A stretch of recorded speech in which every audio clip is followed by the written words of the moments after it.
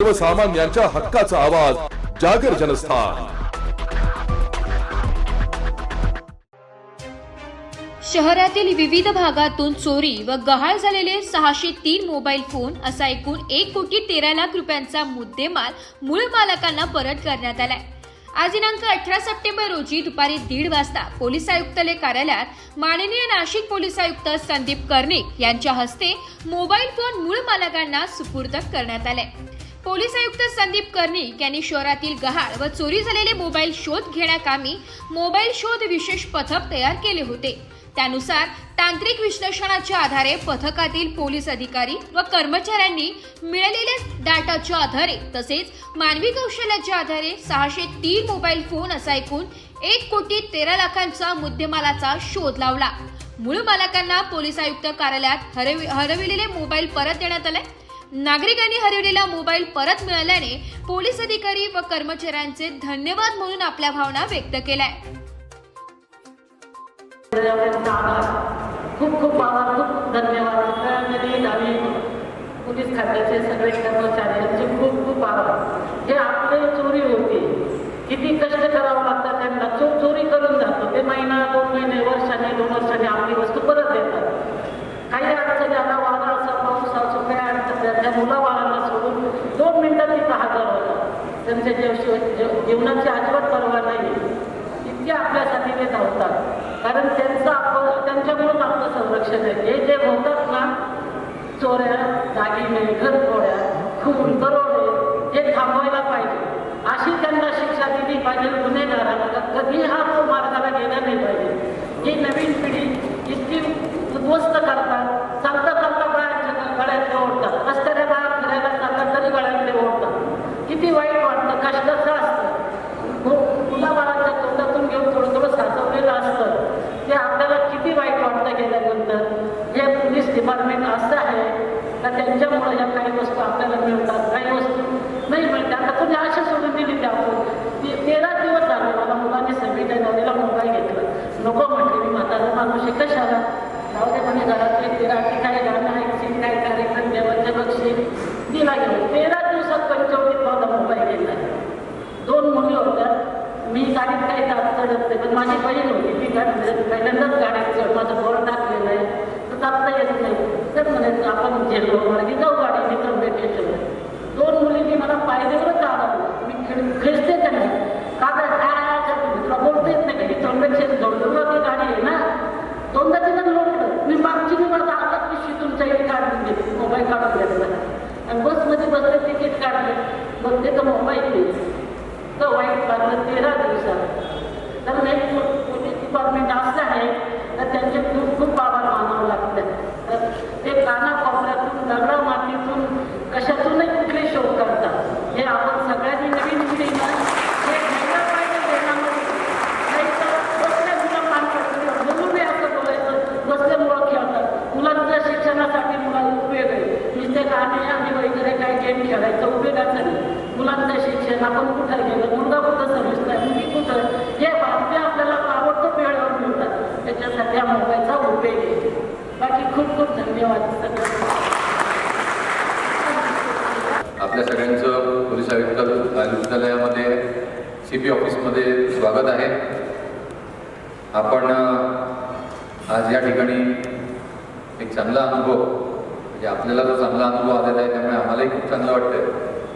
कारण बरेचदा अशा काही घटना घडतात, मोबाईल चोरी होतात, सायबर फ्रॉड होतात आणि त्याच्यासाठी आम्ही पूर्ण प्रयत्न करतो, पण प्रत्येक गोष्टीला कितपत यश येतं, काही वेळेला यश येतं, काही वेळेला यश येत नाही। तर आजचा हा जो प्रसंग आहे मी माझ्या टीमचं अभिनंदन करतो। DCP crime, ACP crime Mitke साहेब आणि आपली पूर्ण टीम, एक स्पेशल पथक आपण या ठिकाणी गठीत केलं आणि आपल्या 13 पोलीस स्टेशन हद्दीमधल्या 603 मोबाईल्स हे आपल्याला परत मिळाले। त्याची किंमत साधारण 1,12,53,00,000 रुपये आहे। या सर्व प्रक्रियेमध्ये एक खूप मला जे सॅटिस्फॅक्शन किंवा समाधान वाटतं की मोबाईल मिळणं हे फक्त शेवटचं आणि हा कार्यक्रम जो आहे हा याचा एंड पॉईंट आहे। पण त्या एंड पॉईंटपर्यंत जी प्रक्रिया आहे की आपला एखादा मोबाईल चोरी होणं किंवा कुठली गोष्ट चोरी होणं इतकं ती चोरी होऊ नये. पण आपण ज्या समाजात राहतो आणि आपल्या शहरात आयडियल कंडिशन्स कुठेच कधीच नसतात आणि आत्तापर्यंत कुठल्याही म्हणजे मागच्या किती हजार वर्षात आपण बघितलं तर आयडियल कंडिशन्स ह्या कधीच नव्हत्या. क्राईम हा नेहमी समाजामध्ये अस्तित्वात असणार आहे, पण आपण त्याला तसं रिॲक्ट करतो आणि आपण त्या गुन्हेगारांच्या मागे किती लागतो आणि आपल्याला किती यश मिळतं हे महत्त्वाचं आहे. त्यामुळे आपण आपला मोबाईल किंवा एखादी वस्तू चोरी होणे नंतर आपण पोलीस स्टेशनमध्ये जाणे आणि त्या पोलीस स्टेशनमध्ये आपल्याला एक चांगला अनुभव, पहिला चांगला अनुभव म्हणजे आपली त्या ठिकाणी दखल घेतली जाणे, आपल्याला त्या ठिकाणी कुठल्याही प्रकारचा वाईट अनुभव न येणे हे खूप महत्त्वाचं आहे. त्यामुळे आमच्या सर्व पोलीस स्टेशन्स आणि सर्व स्टाफला सांगितलेला आहे, आमचा पहिला जो सूचना त्यांना आहे की आलेला प्रत्येक नागरिक हा आपल्यासाठी महत्त्वाचा आहे आणि आपल्याकडून त्याचं काम जे पण असेल ते आपण करण्याचा प्रयत्न करू.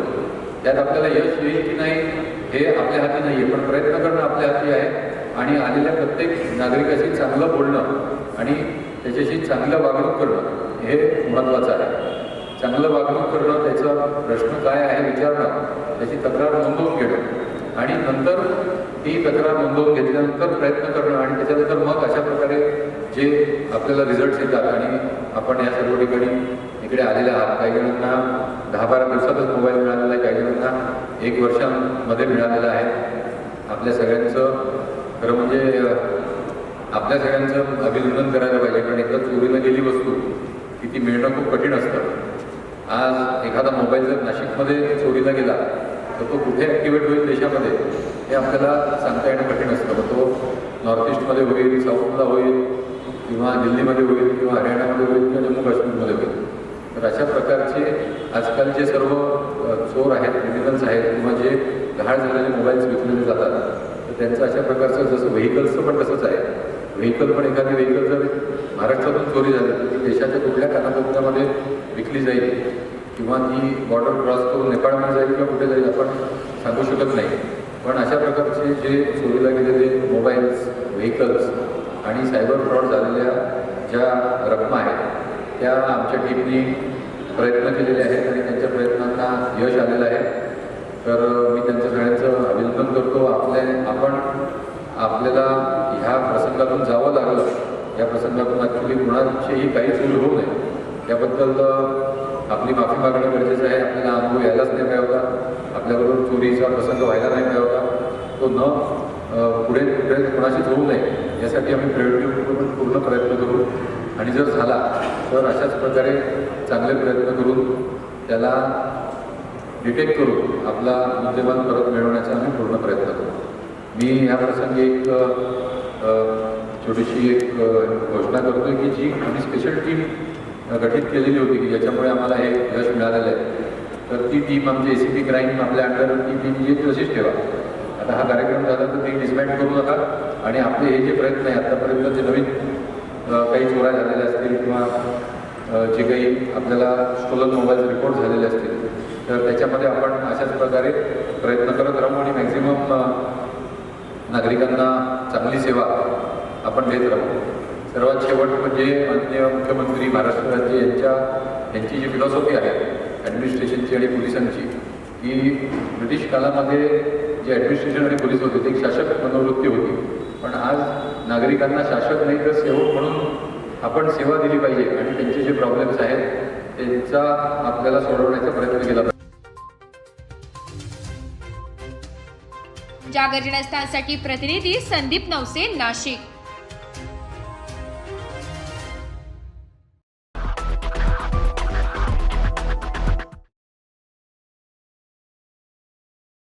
नाशिक मनपा हद्दीतील करदात्यांना सूचित करण्यात येते की 2025-26 या वित्तीय वर्षांचे मालमत्ता कराचे देयके मनपाच्या संकेतस्थळावर उपलब्ध करून देण्यात आलेली आहेत. त्यानुसार मालमत्ता कराची थकबाकीसह चालू मागणी रक्कम एक रकमी भरणा केल्यास शास्ती व इतर फी मध्ये सवलत देण्यात येणार आहे. 1 सप्टेंबर ते 31 ऑक्टोबर 2025 पर्यंत चालू वित्तीय वर्षाचा मालमत्ता कर एक रकमी भरल्यास 95% सूट, तर 1 नोव्हेंबर ते 30 नोव्हेंबर 2025 पर्यंत भरल्यास 85% सूट मिळेल. नाशिक महानगरपालिकेच्या कर आकारणी विभागाद्वारे जनहितार्थ प्रसारित.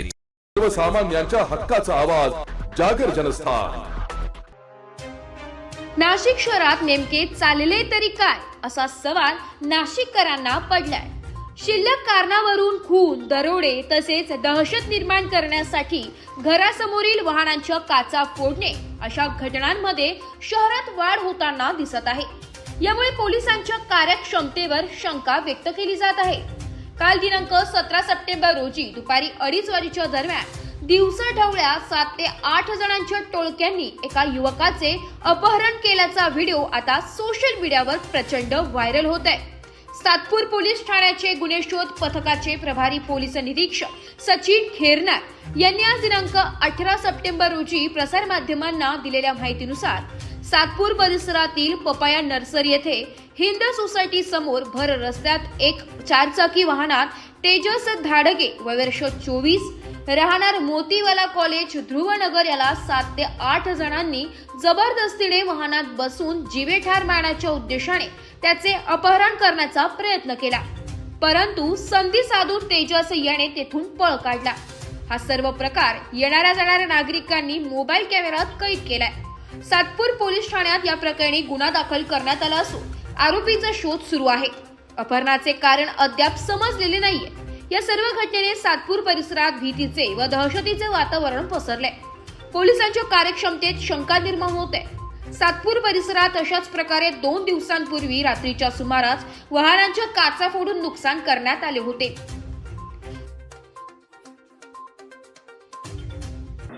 काल पपाया नर्सरी या ठिकाणी दुपारी 2 ते 2:30च्या दरम्यान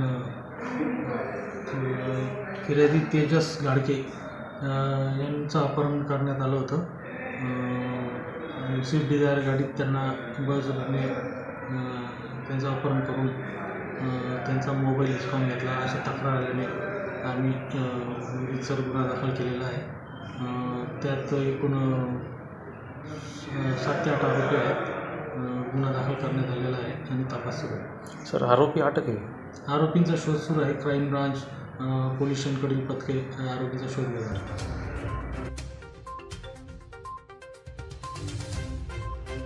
जागर जनस्थानसाठी प्रतिनिधी संदीप नावसे, नाशिक.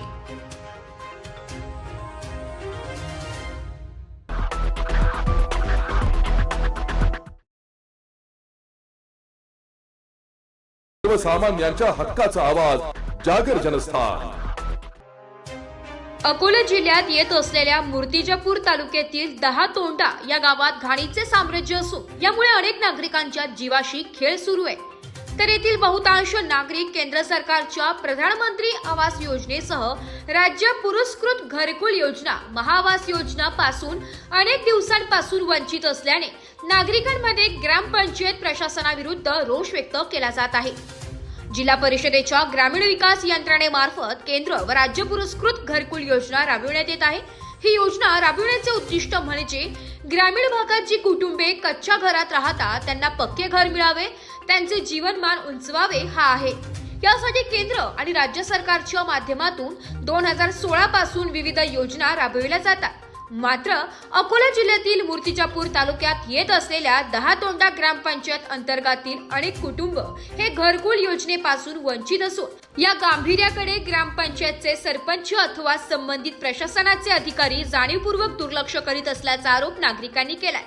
तर 10 तोंडाच्या लहोजी वस्ताद साळवे परिसरात गेल्या कित्येक वर्षांपासून साध्या रस्त्यांची समस्या असून पावसाळ्यात या भागात मोठ्या प्रमाणात पाणी साठून नागरिकांच्या घरातही पाणी शिरत असल्याची आपभीती नागरिकांनी बोलताना सांगितली आहे. एवढेच नव्हे तर जिल्ह्यात सध्या डेंग्यू सदृश्य आजाराने डोकेवर काढले असतानाच या परिसरात ठिकठिकाणी डबके साठले असून मोठ्या प्रमाणात घाणीचे साम्राज्य साठले. ग्रामपंचायतच्या वतीने गेल्या कित्येक महिन्यांपासून लाखो रुपये खर्चून बांधण्यात आलेल्या सार्वजनिक शौचालय सुद्धा अद्यापपर्यंत खुले केल्या नसल्याने हागणदारी गाव मुक्त 10 तोंडा गाव हे नावापुरतीच या गांभीर्याकडे 10 तोंडाचे सरपंच अथवा ग्रामसेवक गांभीर्याने घेत लक्ष घालत नसल्याचा आरोप यावेळी नागरिकांनी केलाय.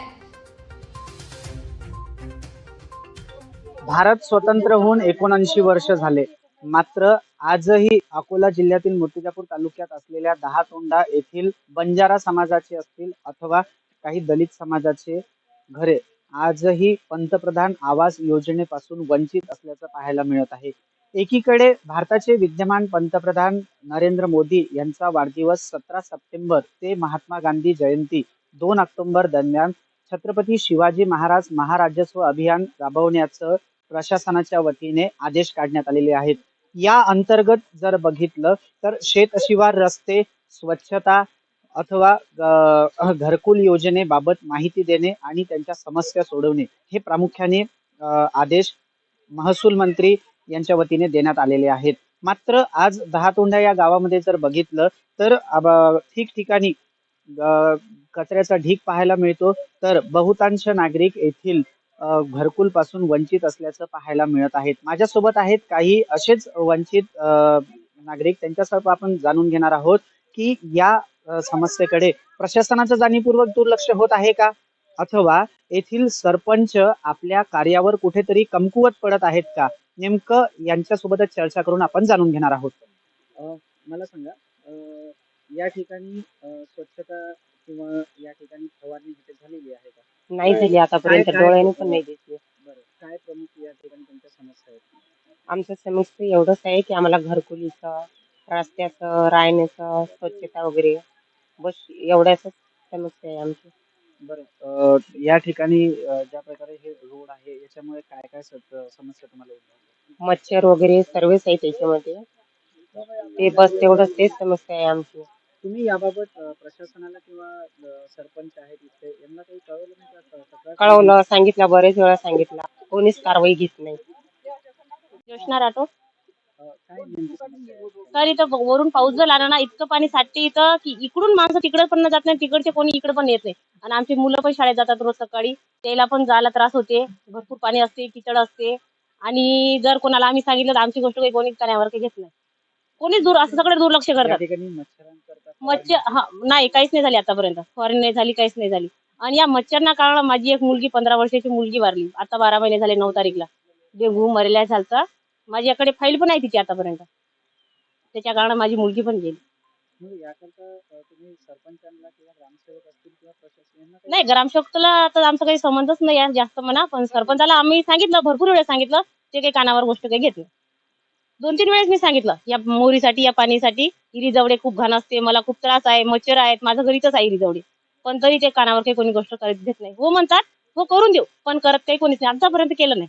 तर आम्ही 60 लोक, बरं, हो 60 लोक की 60 परिवार आहेत? 60 घरी आहेत, घर आहेत, बरं, 60 हो 60 घर आहेत. हे 6 महिने झाले चालू व्हायले, पण चालूच केले. शौचालय की बांधून किती दिवस झाले? 6 महिने अजून चालू नाही, चालूच नाही झालं. बरं, हे जे या ठिकाणी मच्छरांच्या बाबत फवारणी इथे झाली आहे का? नाही झाली, तणनाशक मारली आहे फक्त. तणनाशक मारलं. हा. आणि हे गटार हे जे आहे असं डबकं साठलेलं आहे, तर याच्यावर काही स्वच्छता आहे ते? हा, काहीच नाही आहे. मग याबाबत तुम्ही सरपंचांना हे बोलले का? नाही, बोललेच नाही. लोक घर नाही आम्हाला राहिले, काही नाही, मच्छर डसतात, बिमारी येतात, पैसे नाही सापडत, दवाखान्यात जाऊन भरती राहतात. हे बाई भरती होती काल, आज मी चालली भरती व्हायला, लई तब्येत खराब आहे.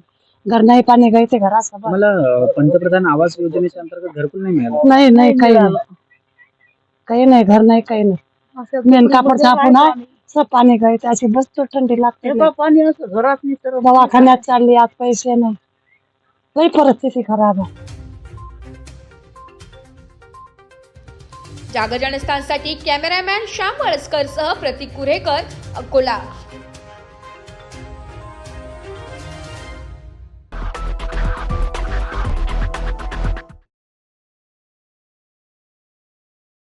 नाशिक मनपा हद्दीतील करदात्यांना सूचित करण्यात येते की 2025-26 या वित्तीय वर्षांचे मालमत्ता कराचे देयके मनपाच्या संकेतस्थळावर उपलब्ध करून देण्यात आलेली आहेत. त्यानुसार मालमत्ता कराची थकबाकीसह चालू मागणी रक्कम एक रकमी भरणा केल्यास शास्ती व इतर फी मध्ये सवलत देण्यात येणार आहे. 1 सप्टेंबर ते 31 ऑक्टोबर 2025 पर्यंत चालू वित्तीय वर्षाचा मालमत्ता कर एक रकमी भरल्यास 95% सूट, तर 1 नोव्हेंबर ते 30 नोव्हेंबर 2025 पर्यंत भरल्यास 85% सूट मिळेल. नाशिक महानगरपालिकेच्या कर आकारणी विभागाद्वारे जनहितार्थ प्रसारित. सर्वसामान्यांच्या हक्काचा आवाज जागर जनस्थान. सण उत्सवाच्या पार्श्वभूमीवर दूध व दुग्धजन्य पदार्थ, पनीर, खवा, मावा इत्यादी खाद्यपदार्थांची प्रचंड शहर व ग्रामीण भागात मागणी होत असते. ही बाब लक्षात घेता महाराष्ट्र राज्यात सन महाराष्ट्राचा संकल्प अन्न सुरक्षिततेचा या मोहिमेअंतर्गत नागरिकांना दर्जेदार अन्नपदार्थ मिळावे यासाठी अन्न व औषध प्रशासनाने आवश्यक ती पावले उचललेली आहे। अन्न व औषध प्रशासनाला मिळालेल्या गोपनीय माहितीनुसार सिडको नाशिक येथील मे विराज एंटरप्राइजेस त्रिमूर्ती चौक सिडको या पेढीमध्ये बनावट पनीर व खवा विक्रीसाठी येणार असल्याची माहिती मिळाली। त्यानुसार सदर ठिकाणी छापा टाकून पेढीची तपासणी करण्यात आली। विक्रीसाठी आढळलेला पनीरचा 129 किलोग्रॅम व 18 किलोग्रॅम खवा असून 43,740 रुपयांचा साठा बनावट असल्याचे निदर्शनास आले। सदर मुद्देमाल जप्त करण्यात आलाय। पनीर, पेढे, बर्फी, मिठाई असे दुधापासून बनवलेले पदार्थ ग्राहकांनी खरेदी करताना खात्री करून घ्यावे व तसेच बनावटीकरण आढळल्यास अन्न व औषध प्रशासनाला संपर्क साधण्याचे आवाहन अन्न व औषध प्रशासनाचे सहआयुक्त तांबोळी यांनी आज दिनांक 18 सप्टेंबर रोजी दुपारी 4 वाजता नागरिकांना केले आहे। जागर जनस्थानसाठी प्रतिनिधी संदीप नवसे, नाशिक।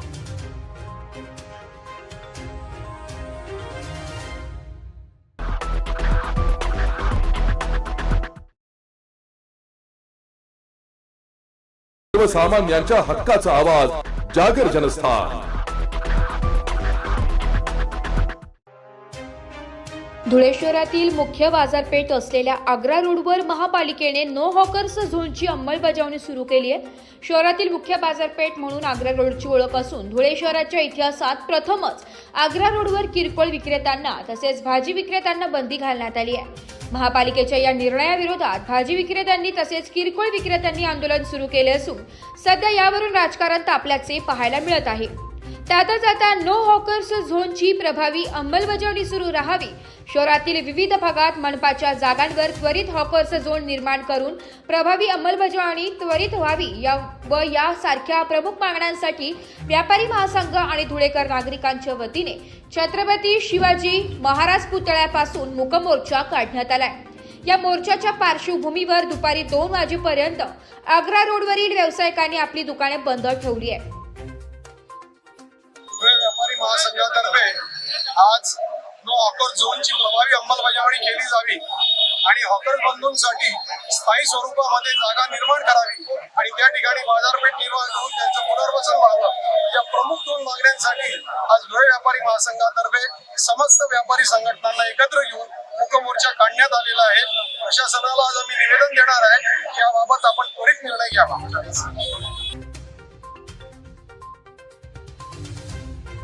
जागर जनस्थानसाठी प्रतिनिधी रूपक बिरारी, धुळे।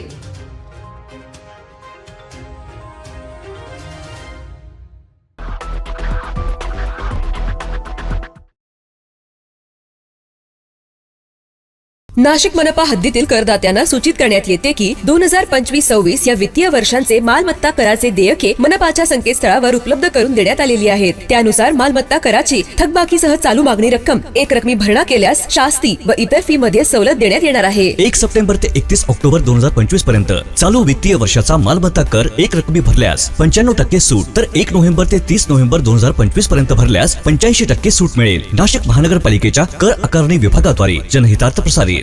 सर्वसामान्यांच्या हक्काचा आवाज जागर जनस्थान। नाशिक शहरात अनेक ठिकाणी खड्डे पडले असून या खड्ड्यांमुळे नागरिक त्रस्त झाले।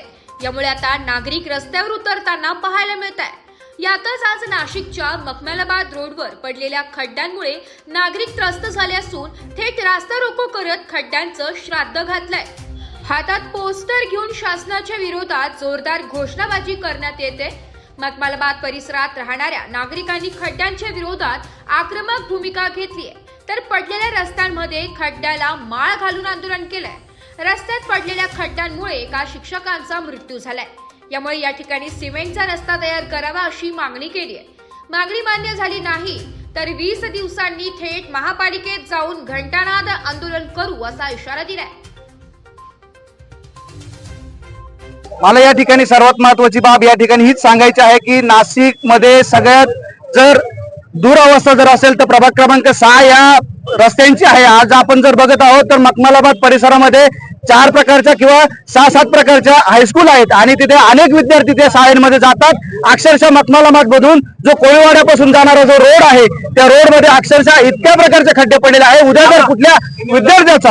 उद्या जर कुठल्या विद्यार्थ्याचं जर जीवित हानी झाली तर याला जबाबदार मी सांगतो नाशिक महानगरपालिका प्रशासन असेल. त्याचप्रकारे कॉलनी परिसरामध्ये स्वामी विवेकानंद नगर असेल, मातोश्री नगर असेल किंवा रामकृष्ण नगर असेल किंवा आपल्या शांतीनगर पासून आरटीओ कडे जाणारा जो रोड आहे अक्षरशः बिकट परिस्थिती या रस्त्यांची झालेली आहे. तरी मी महानगरपालिकेच्या सर्व अधिकाऱ्यांना किंवा प्रशासनाला या ठिकाणी बजावून सांगतो, तुम्ही जर 20 दिवसाच्या आत हे कामं पूर्ण केले नाही तर घंटानाद आंदोलन आम्ही त्या नाशिक महानगरपालिकेच्या दरवाजावरून ठोकू. गेल्या अनेक वर्षापासून या रस्त्याला खड्डे पडले आहे तरी महापालिका प्रशासन खड्ड्यांसाठी टेंडर काढते. ते टेंडर काढून इथं ते मुरुम वगैरे मातीचा टाकला जातो. तो मुरुम टाकल्यानंतर त्या मातीचा पाऊस आल्यानंतर चिखलाच्या स्वरूपात रूपांतर होतं व महिला भगिनी असतील, पुरुष असतील, गाडी चालवताना स्लिप होतात.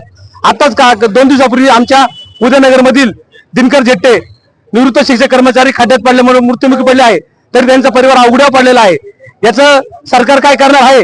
तसेच त्या कुटुंबाला न्याय भेटला पाहिजे व मखमलवाड प्रभाग क्रमांक 6 मधील सर्व नागरिकांसाठी हा रस्ता व्यवस्थित झाला पाहिजे. ग्रेप एम्बेसी ते शाळेपर्यंत बापू पुलापासून जो रोड जातो त्या रोडला तुम्ही जाऊन बघा. रस्ते का खड्ड्यात, रस्ते का रस्त्यात खड्डे, हे तुम्ही एकदा मीडियावाला मी विनंती तुम्ही तो रस्ता बघून घ्या. तर मी आपल्या माध्यमातून महापालिका प्रशासनाला आवाहन करतो, येत्या 20 दिवसात जर आपण हे रस्ते केले, खड्डे बुजवले नाही, रस्त्याचा काही मार्ग काढला नाही तर आम्ही राजीव गांधी भवन इथे मोठं आंदोलन करू. जागर जनस्थानसाठी प्रतिनिधी भूषण जैन, नाशिक.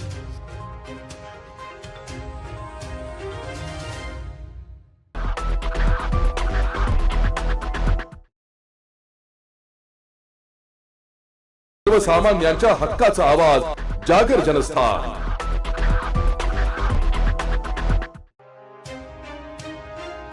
धुळे जिल्ह्यात आगामी स्थानिक स्वराज्य संस्थांच्या निवडणुकांच्या पार्श्वभूमीवर काँग्रेस पक्षाने संघटन बळकट करण्यासाठी जोरदार हालचाली सुरू केल्या. या निवडणुकात काँग्रेस पक्ष जनतेच्या विश्वासावर आणि कार्यकर्त्यांच्या एकजुटीच्या बळावर निश्चितच विजयी होईल असा विश्वास काँग्रेस पदाधिकाऱ्यांनी काल काँग्रेस भवन येथे झालेल्या बैठकीत व्यक्त केलाय. धुळे जिल्ह्यातील स्थानिक स्वराज्य संस्थांच्या निवडणुकीसाठी काँग्रेसने विधानसभा निरीक्षकांची नियुक्ती केली आहे. हे निरीक्षक निवडणुकीसंदर्भातील महत्त्वाचे निर्णय घेतील, इच्छुकांची माहिती गोळा करतील, संभाव्य उमेदवारांची यादी तयार करतील आणि स्थानिक प्रश्नांचा अभ्यास करून त्यावर पक्षाची भूमिका निश्चित करतील. त्यात प्रामुख्याने नियुक्त निरीक्षकांची नावे साक्री विधानसभा श्री भरत टाकेकर, धुळे ग्रामीण श्री राजाराम पान गव्हाणे, धुळे शहर श्री जावेद फारुकी, शिंदखेडा श्री धनंजय चौधरी, शिरपूर श्री रमेश कहानडोळे हे प्रमुख राज्याचे पदाधिकारी विधानसभा निरीक्षक म्हणून काम पाहतील. या नियुक्त्यांमुळे जिल्ह्यातील संघटन अधिक सक्षम व रणनीतिशील होईल असा विश्वास काँग्रेस नेत्यांनी व्यक्त केलाय.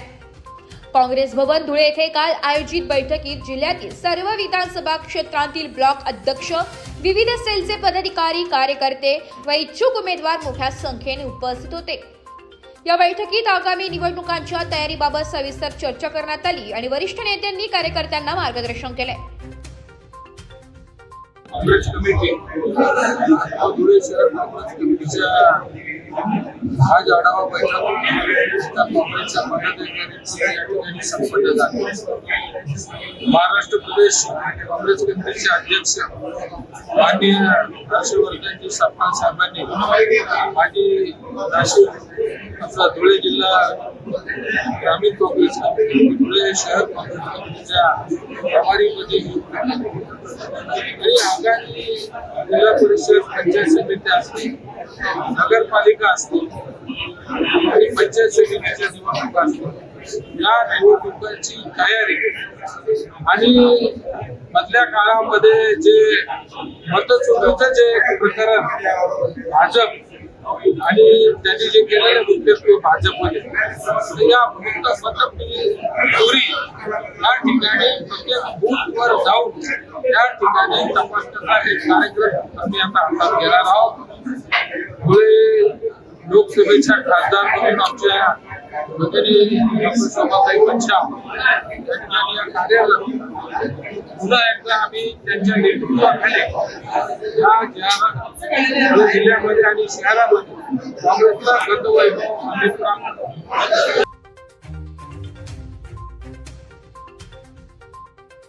जागर जनस्थानसाठी प्रतिनिधी रूपक बिरारी, धुळे.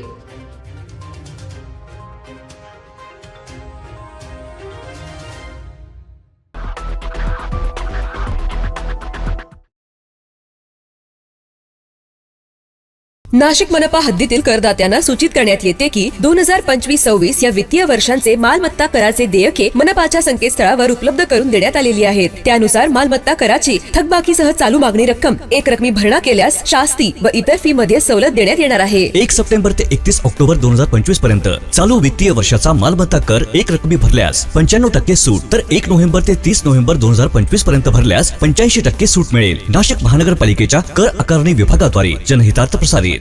सर्वसामान्यांच्या हक्काचा आवाज, जागर जनस्थान.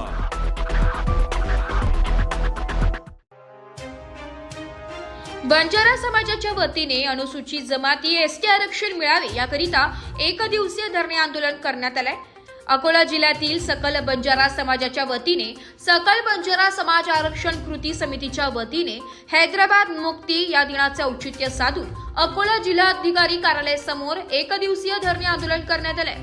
बंजारा समाज हा भारत स्वातंत्र्य होण्यापूर्वीपासून आरक्षणापासून वंचित आहे. बंजारा समाज हा मूळ निवासी समाज आहे. ब्रिटिशांच्या काळात बंजारा समाजाला 1871 मध्ये गुन्हेगारी जमात म्हणून घोषित केले. 1952 मध्ये गुन्हेगारी जमात कायदा झाल्यानंतर बंजारा समाजाला संवैधानिक आरक्षण म्हणून अनुसूचित जमातीचा एसटी प्रवर्गामध्ये समाविष्ट करायला पाहिजे होते. त्याप्रमाणे हैदराबाद गॅजेटियर मध्ये तेव्हाच्या आंध्र प्रदेश, आत्ताचे तेलंगणा आणि महाराष्ट्र राज्याची निर्मिती पूर्वीचे मराठवाड्यातील जिल्ह्यामध्ये बंजारा समाजाला अनुसूचित जमातीचे एसटी आरक्षण मिळत होते. मात्र महाराष्ट्र समाजामध्ये बंजारा समाजाला विमुक्त जाती DTVJ प्रवर्गामध्ये समाविष्ट करण्यात आले.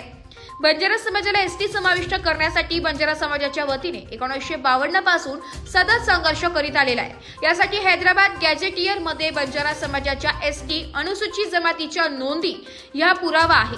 याकरिता अकोला जिल्ह्यातील सकल बंजारा समाजाच्या कृती समितीच्या वतीने जिल्हाधिकारी कार्यालयासमोर एक दिवसीय धरणे आंदोलन करण्यात आले. यावेळी अकोला जिल्ह्यातील विविध संघटनांचे पदाधिकारी व शेकडो बंजारा बंधू वगैरे उपस्थित होते. धरणे आंदोलन आहे. या धरणे आंदोलनाचा उद्देश आहे की बंजारा समाजाला एसटी आरक्षण मिळालं पाहिजे. कारण समाज काही राज्यामध्ये एसटी मोडतो आणि हैदराबाद गॅजेट प्रमाणे त्या हैदराबाद गॅजेटमधल्या ज्या काही खानाखोना आहेत त्या सगळ्या बंजारा समाजाला मिळत आहेत. म्हणून आमची सरकारला रास्त मागणी आहे की बंजारा समाजाला एसटी आरक्षण देण्यात यावं. म्हणून आम्ही कोणाचं मागत नाही, आमच्या हक्काचं आहे. या भारतभूमीचा आम्ही पण सपुत्र आहोत. आमच्या हक्काची मागणी आम्ही मागतोय. शासन काय करेल आम्हाला घेणं देणं नाही. शासनाने आम्हाला एसटी आरक्षण द्यावं. आमची जे मागणी आहे ते शासनाला माहीत आहे. आमची काय मागणी आहे जे हैदराबाद गॅजेटच्या नुसार आम्ही मागणी करत आहे. बाकी आम्ही दुसरं वेगळं काही मागत नाही आहे. आणि जे आदिवासी लोकांचं जे म्हणणं आहे की बा हे आमच्या ताटातलं खात आहे, आम्ही कोणाच्या ताटातलं उष्ट खाणारे नाही आहोत. आम्ही स्वतः बनवून आम्ही स्वतः खाणारे आहोत. आणि आमची मागणी ही आहे की आम्हाला एसटी प्रवर्गाचं आरक्षण मिळलं पाहिजे. जागर जनस्थानसाठी कॅमेरामॅन श्याम वाळस्करसह ब्युरो चीफ प्रतीक कुरेकर, अकोला.